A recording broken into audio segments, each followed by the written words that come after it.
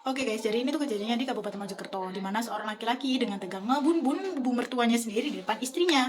Kejadian itu bermula dari si laki-laki ini yang berprofesi sebagai badut jalanan, sama dia itu ngejual mainan-mainan gitu, mainan anak-anak di pinggir-pinggir jalan pakai sepeda ontel.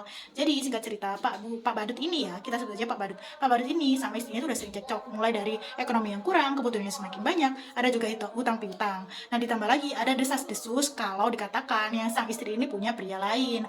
Akhirnya semua itu emosi Pak Badut akhirnya naik pitam. Sampai suatu ketika Pak Badut ini berantem hebat sama istrinya sampai terjadi KDRT di istrinya itu.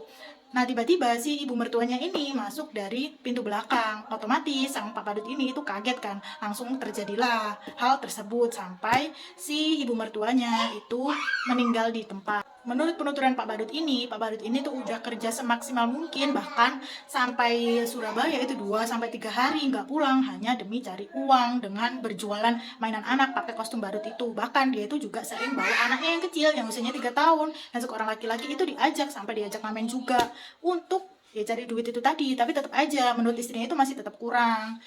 Kenapa anaknya kok tetap diajak? Menurut penuturan Pak Badut, dia itu bilang kalau sang istri itu nggak mau ngomong kalau uangnya itu kurang. Jadi gitu, ditambah lagi ada desas-desus kalau si istrinya itu punya pria lain. Akhirnya naik pitam dan terjadilah hal naas tersebut. Setelah kejadian ini viral, akhirnya keluarga sang istri itu membantah tudingan-tudingan tersebut dan mengatakan kalau si Pak Badut itu juga punya hutang dan si Pak Badut ini juga suka judol gitu. Nah, si istrinya ini juga dikatakan kalau dia itu juga kerja, sama-sama kerja. Jadi anaknya ya gantian ngomong gitu, guys. Atas kejadian tersebut, Pak Badut akhirnya masuk pencerong deh. Untuk anak-anaknya itu kondisinya aman dan untuk keadaan istrinya itu masih dalam tahap pemulihan. Tapi udah dikabarkan udah pulang. Dikabarkan lagi kalau banyak relawan-relawan yang simpati dengan keluarga Pak Badut ini, akhirnya banyak yang menjenguk.